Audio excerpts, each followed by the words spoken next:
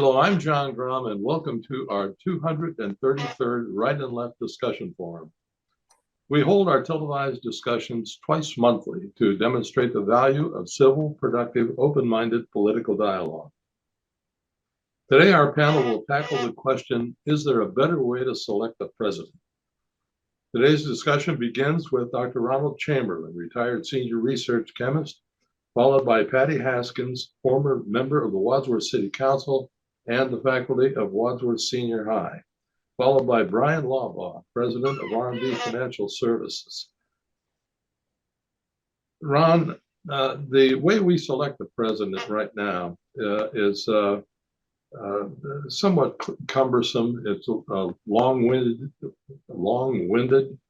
and heavily influenced by wealthy donors, and it's open to cheating in many different ways. Is there a way that you think we can do this better? We are in a bit of a mess, aren't we? I was wondering, I started thinking about this. I'm wondering what other systems are there? What other sort of democracies could we use that might work a little bit better? And what comes to mind is Israel, which is a parliamentary democracy. So I did a little quick look, and the electorate votes for the Knesset, which is a single body. They do have a three-part government, as we do: a legislative, executive, and a judicial. Judicial is independent by law, independent and separate. People elect the Knesset, which is just a single body. I couldn't find out really how they handle the president, how they elect the president in the particular quick little summary that I looked at, but they need to form a government. And one of the advantages of this is that you can have many parties. Any people that want to have a little niche vote, conservative, orthodox, religious, unreligious, whatever, can form their own party. And then they get together at a convocation and try to elect a prime minister who seems to be the person with the power in that particular system. And well, in recent years, there's not been enough of any one party to do the job, so they'll have to form coalitions. They do their wheeling and dealing, and they elect a prime minister. The prime minister then appoints all the ministers and the cabinet, and they must all be from the Knesset. No outsiders are allowed in there. We can't have a Pete Buttigieg, for example, being transportation secretary.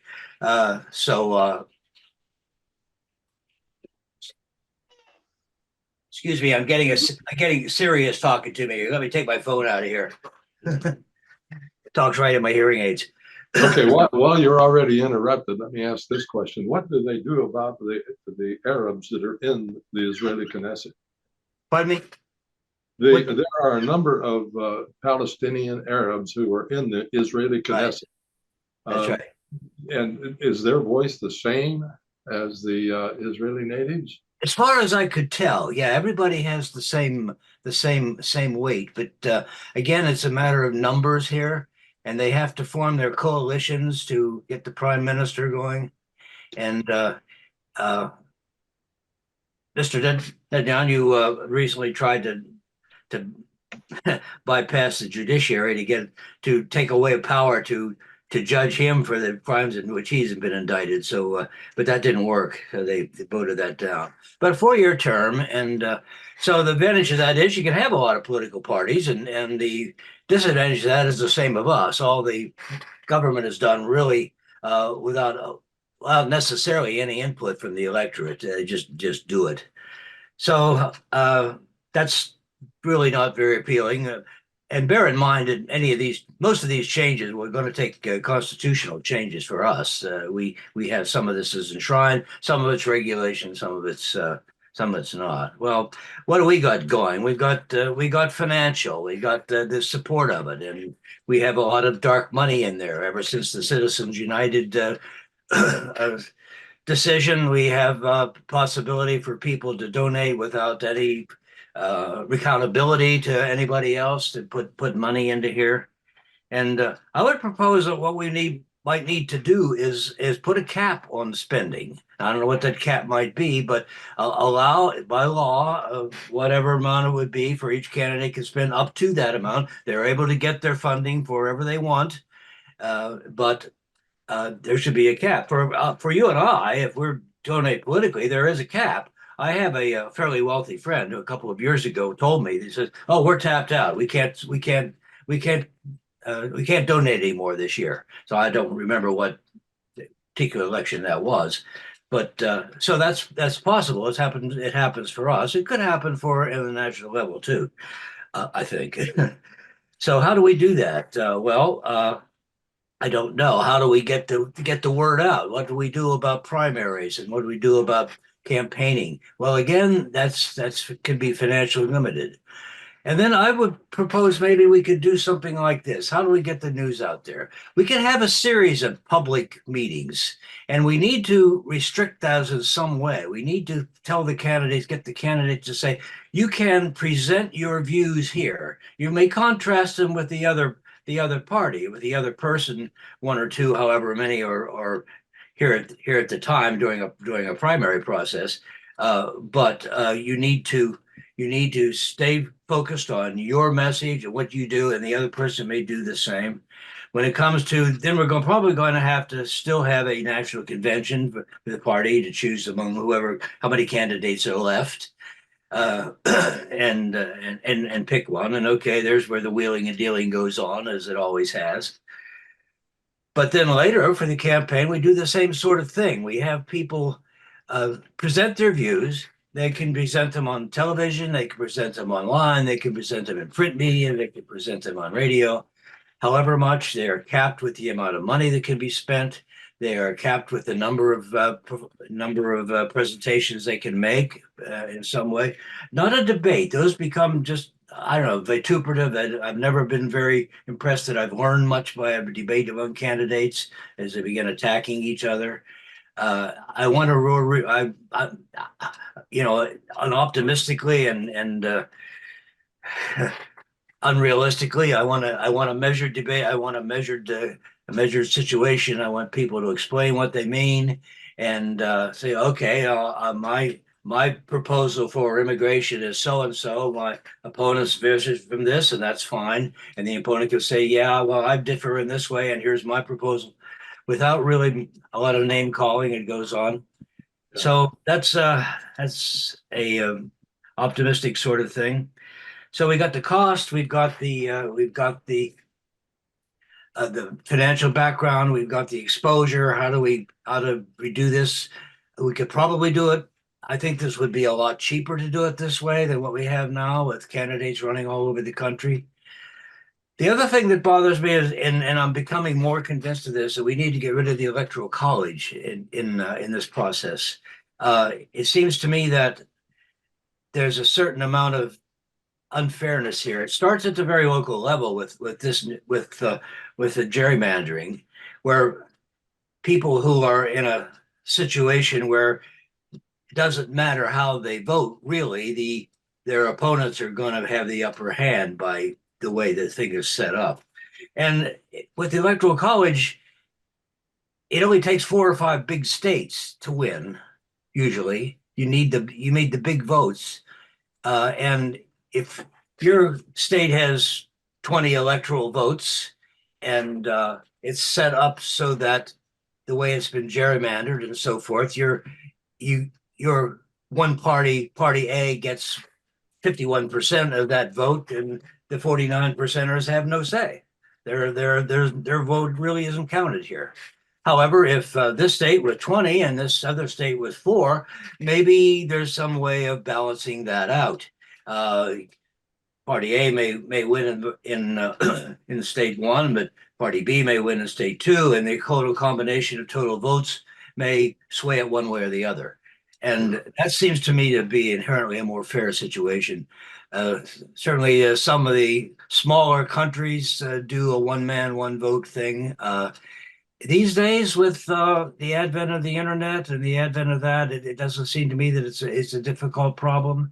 You mentioned at one point, John, I think in your preliminary notes that there's possibility of cheating going on. I think Bryan has attested in his work locally in manning elections that that's very little problem. And with the 2020 election, although one of the candidates is claiming that the whole thing was stolen, there's been no evidence of that. There's been very, very little cheating in the electoral process that we have now.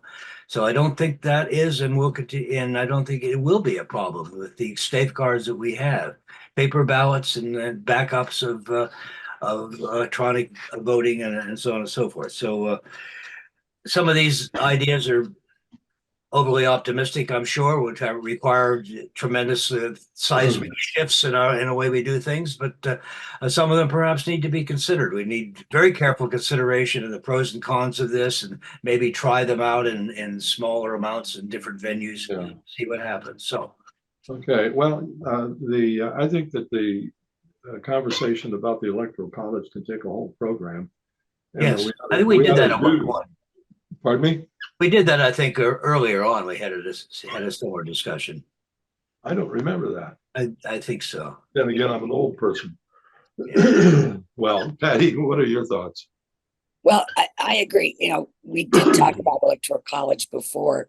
My concern there is that you have states like, if you live in Montana or Wyoming, your vote counts 4 to 5 times as much as if you're coming from California. But that's another topic to be discussed. Yeah.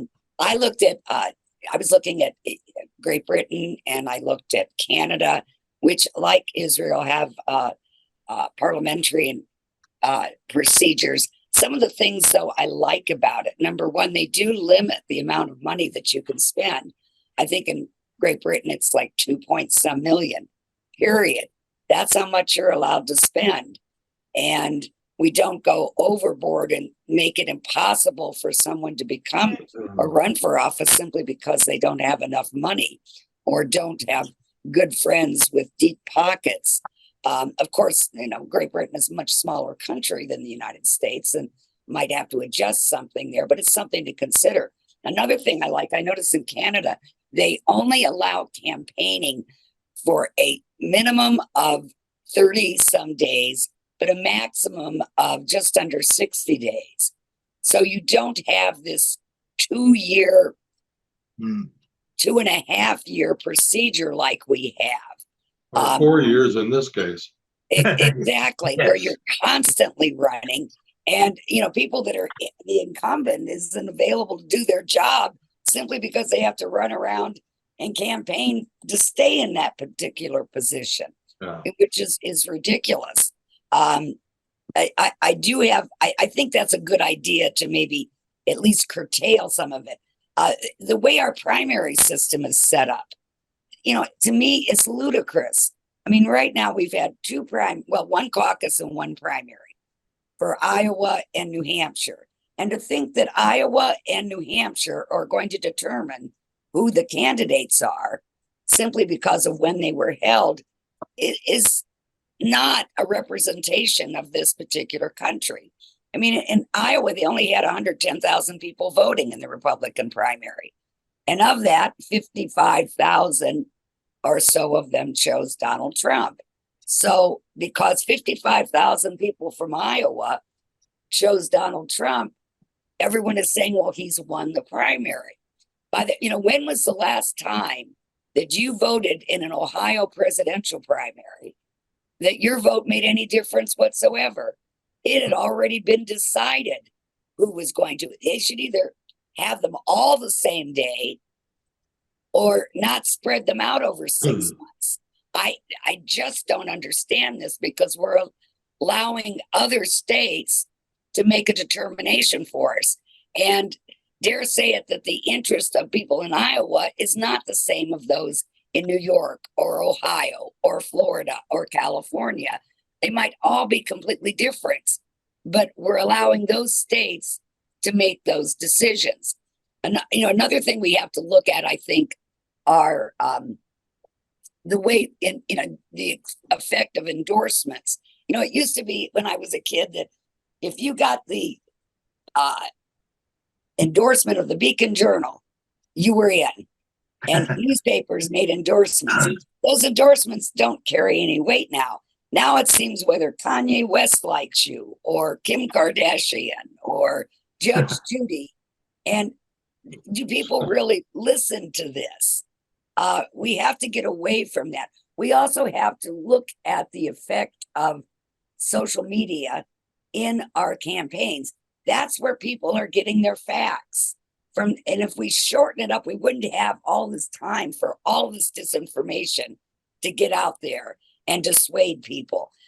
Just recently in the New Hampshire primary, there was an AI robot call. It was a deep fake of Joe Biden saying, don't show up to the polls.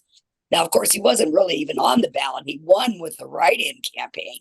But someone, and I don't know where it came from, nor does anyone know, produced this deep fake robocall telling people not to vote.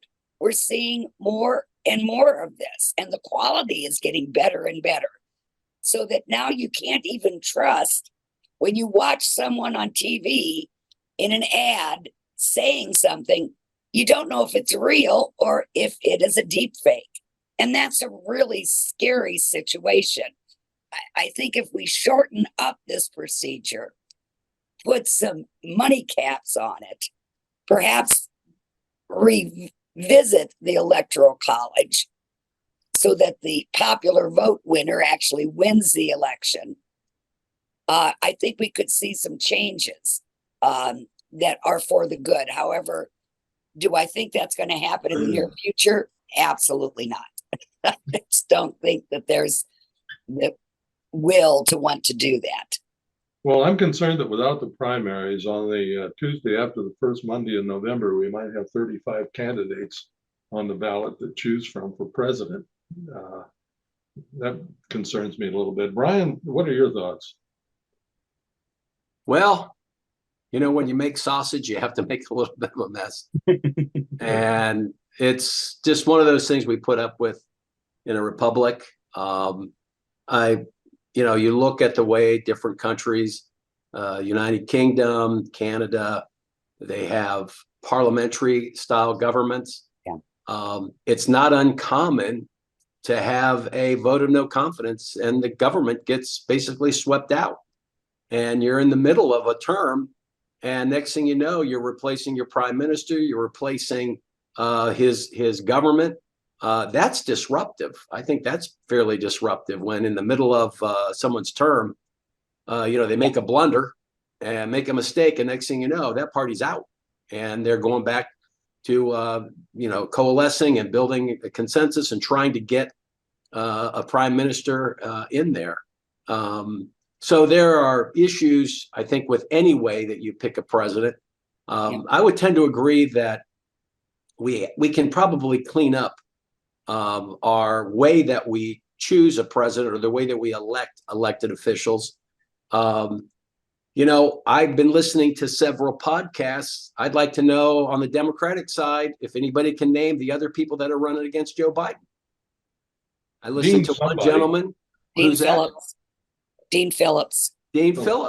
He was on a podcast and he's like, I'm pretty much shut out from the Democratic primary. And Marianne Williamson. Yeah, I've got to come up with like $3 million just to get on the ballot in some of these states. Every state has a different threshold to get on. Some are just like, well, if you have enough media coverage, then we'll put you on. Others are like, you got to have so many signatures. And he says, it's not just sending people out to get signatures. I mean, it is a heavy lift to get signatures to get on the ballot. So our folks on the other side of the aisle, they're going to get stuck with Joe Biden. Now, some people might think, oh, that's okay.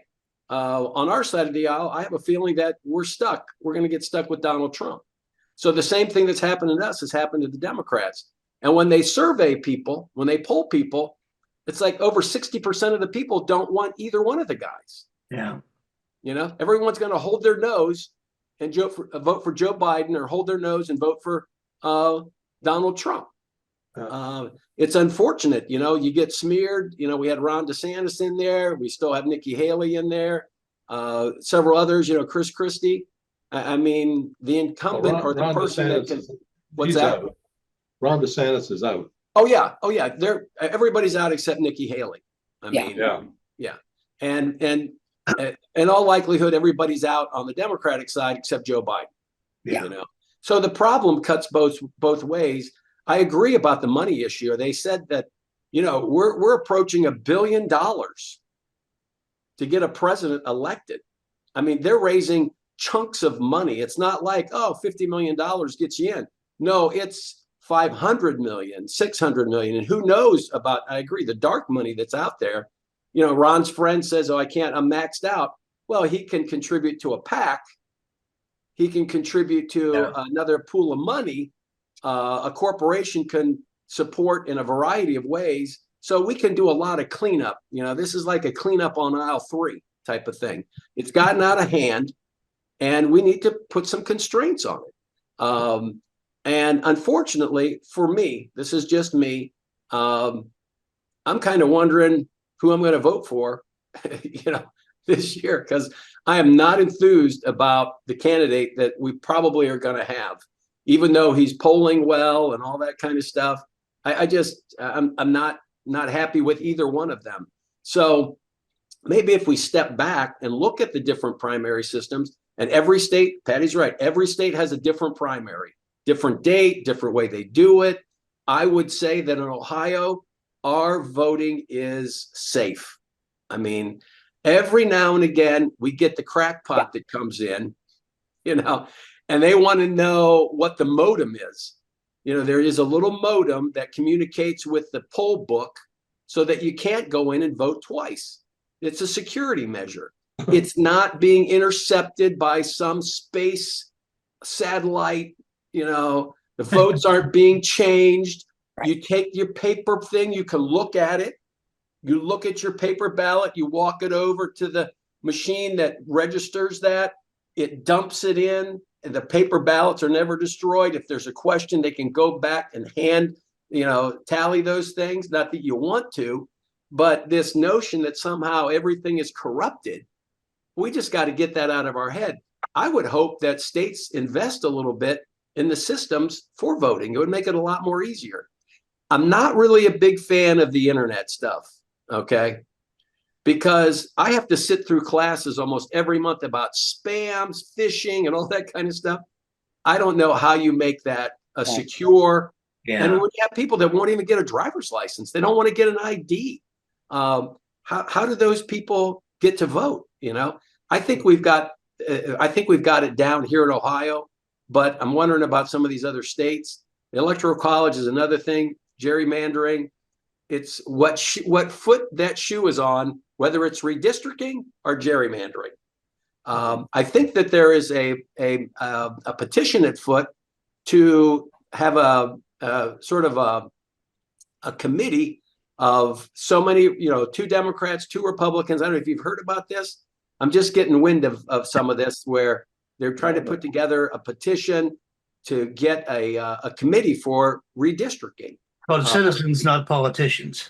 Right. Some citizens, 2 Republicans, 2 Democrats, some citizens, and then they can do that. I think that seems pretty a great fair. idea. Yeah. I mean, let's have some places where you can go sign the petition right here. So. Didn't we vote on that? So yeah, they've got to get so many signatures to get on the ballot. So it is messy, but I'm not sure how else. I don't think. Well, back in the day, I think the Senate used to pick. Didn't the Senate pick, because Abraham Lincoln, when he won, I guess I don't know if you call it, the tradition is that the opposite party who was running against you became the vice president. And you can fact check me on that, but I think that's how Abraham Lincoln and presidents before, it was always 2-party, and that forces people to compromise. And once again, we've turned compromise into a dirty word. In the 2 minutes that we've got left, I'd like to throw an idea on the table. Large corporations wouldn't dream of putting a person in a sensitive executive position without going through a rigorous psychological assessment, trying to predict what their behavior is going to be in handling unexpected situations that come up. How would you feel about some kind of an assessment for the finalists, that before they even go on the final ballot, to go through an assessment process? Well, it depends on who's doing it and who's running it. I mean, I'm not sure that's going to solve anything. Yeah. As long as both candidates get run through the same screen, Yeah, right. you know, I mean, yeah. Hey, Brian, by the way, I saw somebody pointed out in Iowa that Donald Trump won 51% of the vote, but that means 49% of the people wanted somebody else. Exactly. Well, I mean, these polls that are coming out. 35% of the Republicans in New Hampshire that voted for Nikki Haley said they will not vote for Trump. Yeah. So they're going to lose it. So, you know, another thing, you know, you mentioned different people getting on the ballots and the cost for that. I saw a representative from No Labels this morning on television discussing how difficult it is, really difficult for a third party to get on the ballot. They've only been able to register in 14 states. I think they've got procedures going in 20 states, but everything is so tied into our two-party system and having enough money and being rich that it's predetermined who's going to be able to run and actually win the position. Yeah, on both parties. It sounds like the whole panel is in agreement that the system we have right now is less than perfect. Oh yeah. We need a tune-up. Yes. Now the question is, how do we go about doing that? Right. Yeah. Well, As Adam said last week, you know what? It's fine to play "Ain't It Awful," but what are we gonna do about it? well, Yeah. You know, music. Adam would say music would be the answer to that question. Somehow we'd all get mellow about the whole thing. Yeah. Well. Okay. See you all in about 2 weeks. Okay. Take care. Thank you very much. Take care, everybody. Bye.